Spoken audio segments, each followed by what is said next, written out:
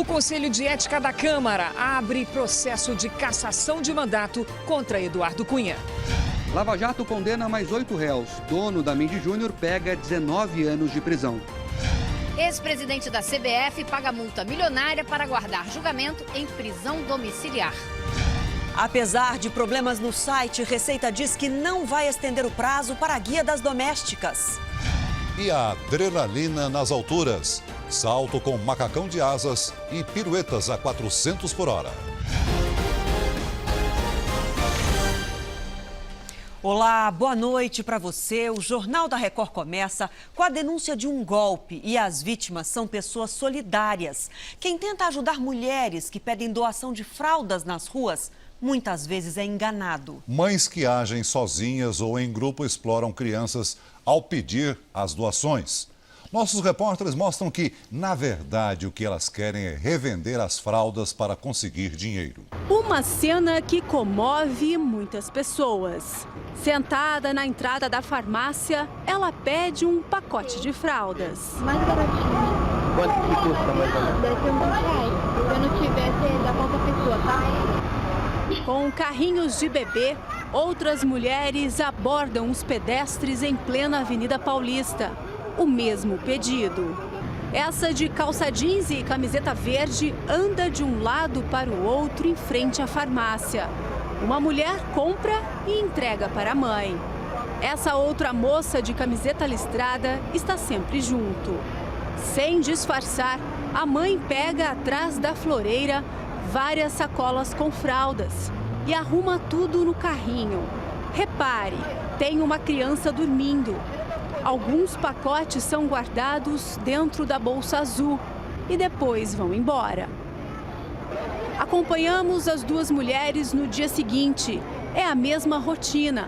A mãe, essa em destaque, aborda pessoas na calçada. No fim do dia, o carrinho está lotado.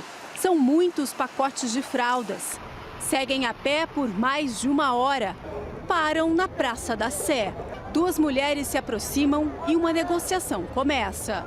A possível compradora vai até a banca de jornais, já com um pacote azul debaixo do braço. Volta e paga. 2 pacotes grandes de fraldas por R$50. Com o carrinho cheio, elas seguem de ônibus para a zona leste de São Paulo. A mãe diz que aquele monte de fraldas são para os trigêmeos.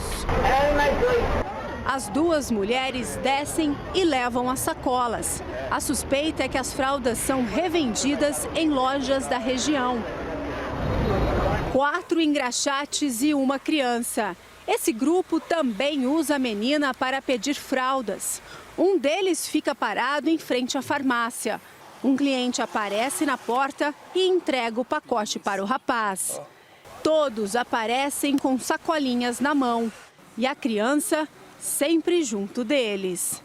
Na média, um pacote de fraldas custa cerca de R$30.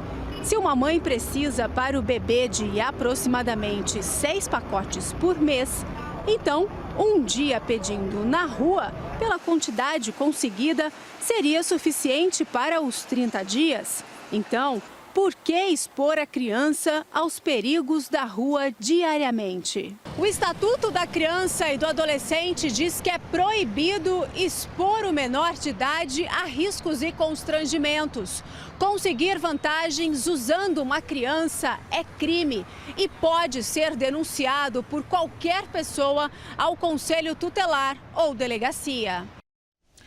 Olha, comida rápida, caseira e barata vendida na porta do trabalho pela metade do preço de um restaurante. É a fórmula do sucesso dos vendedores de marmitas que alimentam muitos funcionários de grandes empresas de São Paulo. São 11h30 da manhã e metade das marmitas já foi vendida. O que tem aqui? Tudo, né? Tem arroz birubiru, tem o macarrão com frango, tem lasanha, feijoada. A clientela é especial. Funcionários de empresas que querem comer bem e gastar pouco.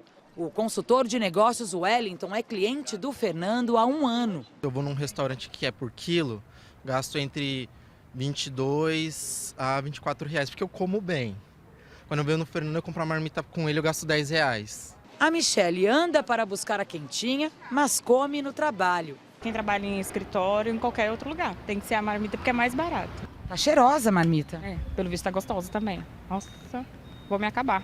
Aqui nesta rua da Zona Oeste de São Paulo, cheia de prédios comerciais, são 2 vendedores em menos de 50 metros disputando o apetite de dezenas de funcionários. Ailton, é um bom negócio? Sim, é um bom negócio. Desde que eu deixei o mercado financeiro, hoje eu estou aqui vendendo comida para o pessoal aqui, pelo menos estou me saindo bem. Quem cozinha? A minha esposa. Quando a Águida era atendente de telemarketing, sentia no bolso a dificuldade de almoçar em restaurante todos os dias, tanto para ela como para as colegas. Aí teve a ideia, largou o emprego e passou a vender marmitas na porta da antiga empresa.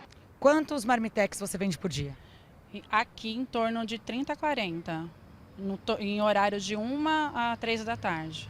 Ela sofisticou o negócio, aceita cartão de crédito e débito e tem no cardápio marmita light, integral e até fitness para os adeptos da malhação. Vai arroz integral, com cenoura, sempre com uma verdura, carne magra, geralmente eu trago frango ou a carne magra moída.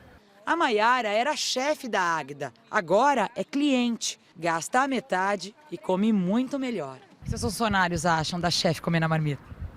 Eles comem comigo, todo mundo desce, vamos almoçar, vamos passar aqui, vamos pegar uma marmita e vamos comer, todo mundo junto. Economizar, né? Um motorista que bateu num poste ao fugir de um suposto assalto se apresentou à polícia. Ele provocou a morte da própria filha de 4 meses e de uma menina de 13 anos. O carro que dirigia era roubado e ele sequer tem habilitação. O advogado de Bruno Moreira Félix, motorista do carro, acompanhou o cliente até a delegacia. A versão de que houve arrastão antes do acidente foi descartada pela defesa. Ele se assustou com o movimento das motos que passaram. Essa aqui é uma região perigosa, que esse tipo de abordagem é comum, mas não chegou a haver abordagem. 8 pessoas estavam no carro que bateu em um poste quando o grupo voltava de um parque em Madureira, zona norte do Rio. A filha de Bruno, de apenas 4 meses, e Estela Bastos da Silva, de 13 anos, morreram a caminho do hospital. A polícia já sabe que o veículo era roubado. Na delegacia, Bruno contou que comprou o carro de um desconhecido e que pensava que o automóvel havia sido obtido por apreensão. No depoimento, Bruno também admitiu que não tinha carteira de habilitação. Agora ele vai ser indiciado por duplo homicídio, lesão corporal dos outros 5 passageiros e receptação de carro roubado. Além da filha de Bruno, o corpo de Estela foi enterrado hoje. Na camisa dos amigos e parentes, uma homenagem à adolescente. Uma pessoa alegre, brincalhona, sorridente, amiga de todo mundo. E infelizmente perdemos ela. Foi aberto hoje no Conselho de Ética da Câmara o processo de cassação do mandato do deputado Eduardo Cunha. A escolha do relator, peça-chave da investigação, será amanhã. A abertura da investigação no Conselho de Ética acontece mais de 20 dias depois da representação do PSOL e da Rede. No pedido, os parlamentares acusam Eduardo Cunha de quebra de decoro parlamentar ao dizer na CPI da Petrobras que não possuía contas bancárias no exterior. A investigação pretende apurar se são de Cunha contas secretas na Suíça e se ele participou do esquema de corrupção na Petrobras. Hoje foram sorteados 3 deputados. Um deles será escolhido relator até amanhã pelo presidente do Conselho. Senhor relator, que faça tudo com lisura, às claras, com transparência e que se faça a justiça. Os 3 candidatos a relator são de partidos da base governista. Nenhum deles tem vínculo político com Eduardo Cunha. A função é estratégica porque o relator é ao mesmo tempo investigador e juiz. E é o relatório escrito por ele que será votado no Conselho de Ética na hora de decidir o destino político do presidente da Câmara. Um pré-requisito é considerado fundamental: ser capaz de aguentar pressão. Os deputados sorteados são Vinícius Gurgel, do PR, José Geraldo, do PT e Fausto Pinato, do PRB. Nenhum deles se compromete a concluir o relatório a tempo de permitir o julgamento de Cunha ainda este ano. Adiar para 2016 é parte importante da estratégia de defesa do presidente da Câmara. Vou constituir um advogado específico para essa defesa, vou debater com ele, a partir daí é que ele vai definir o que eu devo fazer, entendeu? No Supremo, onde Eduardo Cunha responde a 2 processos, a defesa do deputado voltou a pedir hoje segredo de justiça sobre aquele que apura as contas secretas na Suíça. O recurso será apreciado agora por um grupo de ministros e não apenas pelo relator, Teori Zavascki. O governo entrega amanhã ao Congresso a defesa das pedaladas fiscais e o Planalto tenta aprovar as medidas do ajuste fiscal. Numa corrida para fazer caixa, o governo pediu mobilização imediata às bancadas aliadas para aprovar as pautas do ajuste fiscal, como a desvinculação de receitas da União e a repatriação de recursos enviados ilegalmente para o exterior.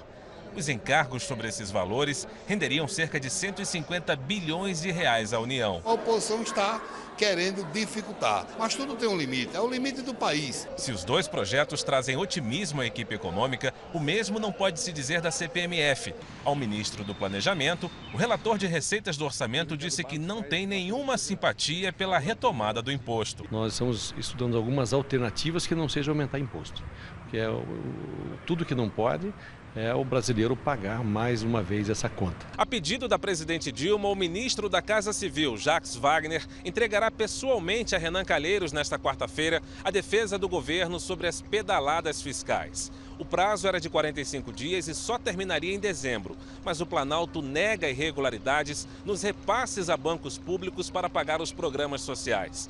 A Comissão Mista de Orçamento terá 40 dias para analisar a justificativa. Ao regulamentar uma lei de incentivo ao aleitamento materno na 5ª Conferência Nacional de Segurança Alimentar, a presidente Dilma reconheceu um momento difícil, mas prometeu recuperação na economia sem cortar programas sociais. Passamos um momento necessário para reorganizar nossa situação fiscal, reduzir a inflação e recuperar a força de nossa economia. A Justiça Federal condenou hoje mais 8 pessoas pelos desvios na Petrobras. Na lista está um dos donos da construtora Mendes Júnior. A sentença dele foi de 19 anos de prisão. Sérgio Cunha Mendes foi considerado culpado pelos crimes de corrupção, lavagem de dinheiro e associação criminosa. Segundo o juiz Sérgio Moro, o total de propina pago em 5 obras que a Mendes Júnior tinha junto à Petrobras foi de mais de 31 milhões de reais. Outros 2 dirigentes da cúpula da empreiteira também foram condenados. Todos podem recorrer da decisão em liberdade. O juiz ainda determinou que os condenados devolvam aos cofres públicos todo o valor que pagaram nos subornos. Moro também condenou o ex-diretor da Petrobras, Paulo Roberto Costa, e outros 4 operadores do esquema. Segundo o Ministério Público, a Mendes Júnior fazia parte do cartel de empreiteiras que fraudavam licitações e pagavam propina para conseguir contratos com a estatal. Moro ainda interrogou réus do processo contra outra empreiteira, a Odebrecht. Entre os acusados estava o ex-diretor da Petrobras, Renato Duque, que não respondeu a nenhuma pergunta. Por orientação dos meus advogados, eu vou permanecer em silêncio. Os depoimentos de hoje encerraram a fase de audiências da ação penal que investiga Marcelo Odebrecht. E com isso, o processo entra na reta final. O juiz Sérgio Moro vai agora definir um prazo para que o Ministério Público e as defesas dos executivos apresentem as alegações finais. A expectativa é que a sentença contra o maior empreiteiro do país seja anunciada ainda esse ano. Agora, nossa série especial, as aventuras nas alturas despertam fascínio em muitas pessoas, né? Mas poucos, muito poucos têm coragem de encarar desafios radicais. Ainda mais se envolver num dos esportes mais perigosos do mundo. Um salto no vazio usando um macacão com asas ou um voo num avião de acrobacias. A reportagem é de Luiz Carlos Azenha.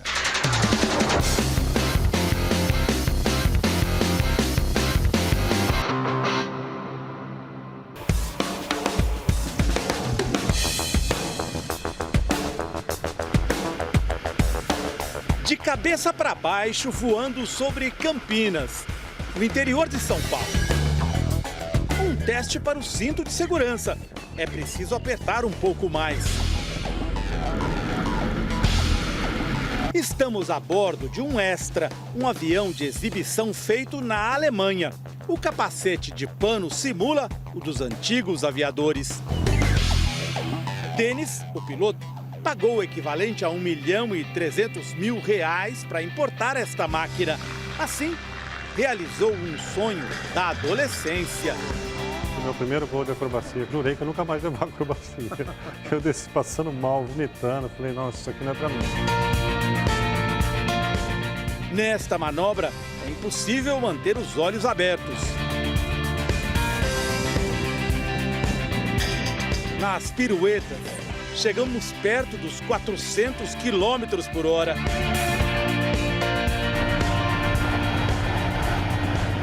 Quando finalmente pousamos, é preciso um tempo para retomar o equilíbrio. É uma delícia. Você vê o mundo de um ângulo diferente. O estômago vem parar aqui em cima do cérebro. É impressionante ao mesmo tempo, né? O curioso é que havíamos encontrado Denis dias antes em Boituva, um centro de paraquedismo no interior de São Paulo. Acompanhamos um grupo que reunia veteranos e novatos para saltar de um balão. Flávio usa o wingsuit, um macacão com asas. Essa asa, por exemplo, é uma asa, ela é muito versátil. Você pode voar de cabeça, você pode voar de costas com ela. Então ela é muito versátil, ela tem muito recurso.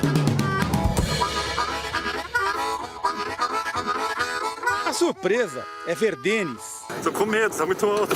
Um aviador de acrobacias, morrendo de medo antes do seu primeiro salto de balão. Já teve medo de altura na vida alguma vez? Ainda tenho, nunca perdi.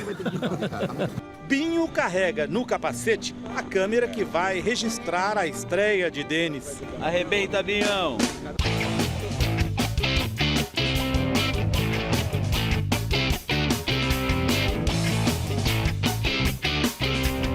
Olha o Denis passando lá embaixo, com o paraquedas aberto. Agora, o desafio é fazer um bom pouso no local combinado. Mais algumas manobras e os dois estão em solo.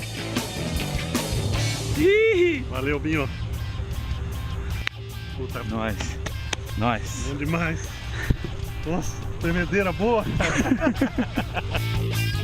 O veterano Rui fez um salto cauteloso, porque se recupera de uma contusão. Na aeronave, a gente tem um deslocamento horizontal grande. Né? O balão não, o balão ele fica ao sabor do vento. Então você sai praticamente imponderável do balão, né? Você sai sem energia horizontal nenhuma. E também não sabe onde vai descer. Também não sabe onde vai pousar. Como muitos outros paraquedistas, Rui procurou as versões mais radicais do esporte. Aqui ele salta nos Alpes suíços. As asas do macacão prolongam o voo. São vários minutos de queda livre antes de abrir o paraquedas. Nesse tipo de salto, o recordista de velocidade é o japonês Shin Ito, que chegou a 363 km por hora. Outra modalidade é o base jump, um salto em baixa altitude com apenas um paraquedas. Em São Paulo, os pousos nesta competição aconteceram numa das esquinas mais movimentadas da cidade. Era um domingo de manhã, com o trânsito parado, os paraquedistas tentavam acertar o alvo. Quem passava pela rua se espantou. Nem pensar. Para andar de avião eu tomo uísque antes. Imagine isso. Mas estou achando muito lindo. Para quem está lá no alto, os momentos finais da preparação são sempre muito tensos. Medo de altura em si não, mas medo de cada salto assim, diferente dá um medinho. Neto faz um bom salto. Lá vem ele a caminho do alvo. Mas, de repente, um homem fura o bloqueio da segurança e atravessa a rua. Vejam de novo, agora a partir da câmera que está no capacete de Neto. Notem como ele grita. Você chegou bem pertinho, hein? Bem pertinho, né? Me atrapalhou lá o rapaz ali. Quanto que ele te atrapalhou? Me atrapalhou para me chegar ali nos 80% ali.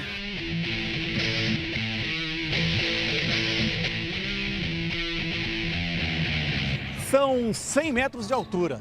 Para os veteranos, um salto relativamente fácil.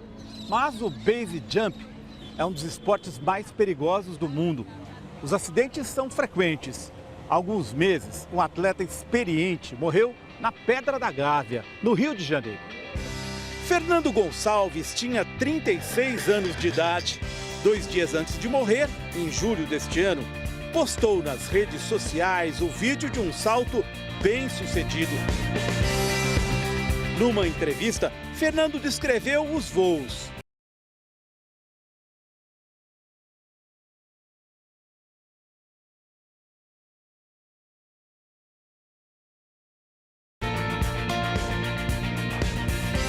Dois dias depois, a câmera de um celular registrou o início do salto que custou a vida de Fernando. O julgamento ali para aquele momento não estava muito adequado e talvez ele tenha se sentido mais seguro do que realmente aparentava poder estar e tocou. Quando ele saltou, ele tocou na lateral da montanha. Mesmo assim, continua a corrida para bater recordes em saltos cada vez mais ousados. Também é uma forma de atrair patrocínios que pagam as viagens pelo mundo. No chamado voo de proximidade, a ideia é chegar bem perto das pedras ou das árvores, o que aumenta a sensação de velocidade. No voo sobre o terreno, o objetivo é passar rente ao chão. Estas imagens feitas na China mostram que por muito pouco um homem-pássaro não bateu num teleférico.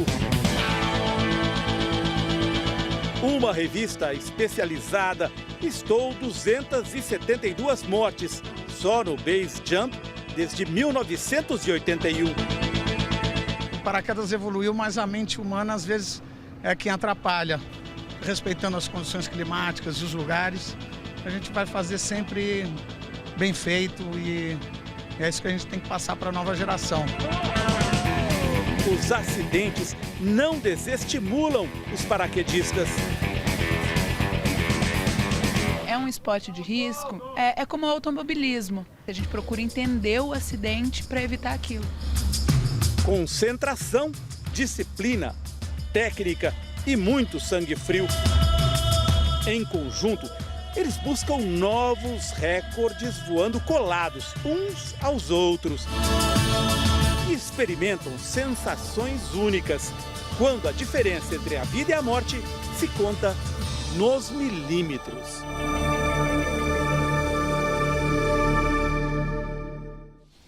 Depois de 5 meses preso na Suíça, o ex-presidente da CBF, José Maria Marim, foi extraditado para os Estados Unidos. Vamos até Nova York, ao vivo, conversar com a correspondente Heloísa Vilela, que tem as informações para a gente. Boa noite, Heloísa. Boa noite. Marim desembarcou em Nova York poucos minutos antes da 1 da tarde. 3 horas depois já estava aqui no Tribunal Federal do Brooklyn para uma audiência de meia hora na qual se declarou inocente. O ex-presidente da CBF deixou o tribunal agora há pouco sob fiança de 15 milhões de dólares, mais de 55 milhões de reais, e deixou os bens à disposição da justiça. Ele será monitorado eletronicamente, mas vai aguardar julgamento em prisão domiciliar no apartamento de luxo que mantém na 5ª Avenida. Marim é um dos 7 dirigentes da FIFA presos em maio, acusados de corrupção. De Nova York, Heloísa Vilela. Obrigada, Heloísa. 2 novos livros sobre o Vaticano revelam mais escândalos financeiros e a má gestão dentro da Igreja Católica. A obra do jornalista italiano Emiliano Fittipaldi mostra detalhes sobre contas suspeitas e os gastos desproporcionais de cardeais. No prefácio divulgado pela revista L'Espresso, o ex-secretário de Estado, Tarcísio Bertoni, é acusado de usar o dinheiro de uma fundação para pagar parte da reforma de sua casa. Ele ainda teria gasto quase 24 mil euros em um passeio de helicóptero. Um segundo livro promete ainda revelar detalhes sobre as tentativas de sabotar as reformas do Papa Francisco e os bastidores da renúncia de Bento XVI. Veja a seguir, pelo terceiro dia seguido, o site não libera guia com impostos das domésticas.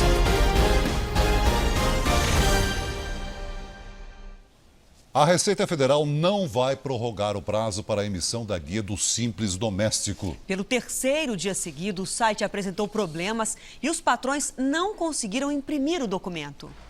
Ronaldo está com a mesma empregada há quase 5 anos. Os direitos trabalhistas dela sempre estiveram em dia. Mas agora, com as novas regras, o aposentado está tendo dificuldades para imprimir a guia de recolhimento do Simples Doméstico. O sistema diz que está indisponível, expirou o prazo, então eu não estou conseguindo. Esta guia reúne todos os impostos em um único documento, que deve ser pago até sexta-feira. Quem perder o prazo vai pagar multa. O problema é que, assim como o Ronaldo, vários contribuintes estão tendo problemas para finalizar o processo no portal e-social. O sistema vem apresentando problemas desde domingo, com várias mensagens de erro. Até às 5 da tarde, pouco mais de 134 mil empregadores conseguiram emitir a guia de pagamento, cerca de 10% do total cadastrado. A Receita Federal reconhece as falhas no portal.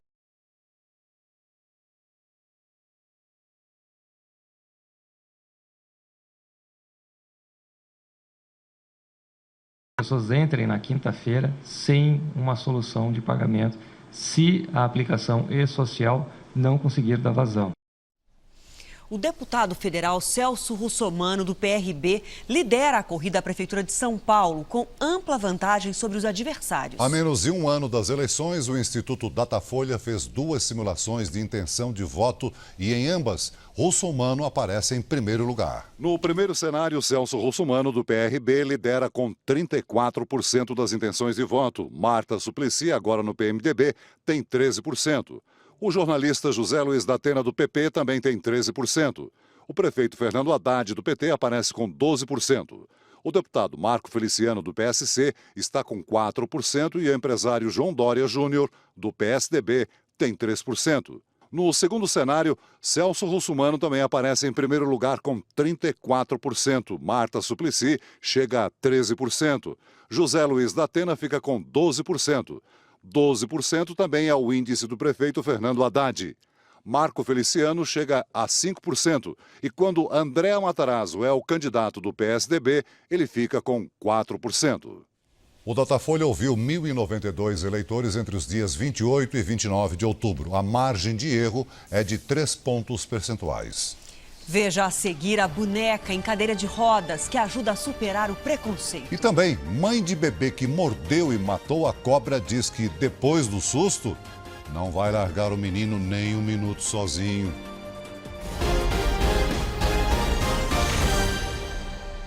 Os pais do garotinho que mordeu e matou uma cobra estão aliviados porque ele venceu o período de observação. A família vive no interior do Rio Grande do Sul e agora redobrou a atenção para evitar novas surpresas. Foi esse bebezinho que matou a cobra. Lorenzo, de 1 ano e meio, brincava no quintal de casa quando, de repente, apareceu na sala com o animal preso na boca. Ele veio um susto porque ele estava com a boca suja de sangue, mas para ele aquilo era uma brincadeira. Ele estava brincando com a cobra. A criança foi direto para o hospital. E aqui, outra surpresa. Nenhum ferimento e nem sinal de intoxicação. Eu fiquei assustada, porque o normal seria a cobra picar a criança, não a criança morder a cobra. Só que no hospital foi possível verificar a espécie da cobra, que na hora do susto foi confundida com uma jararaca. Mas se trata de um tipo de serpente que não tem veneno. Foi a primeira vez que uma cobra apareceu na casa da família, mas já bastou para os pais redobrarem a atenção com o pequeno pra lá de corajoso. Com certeza redobrar o cuidado dele, agora ficar de olho em cima dele.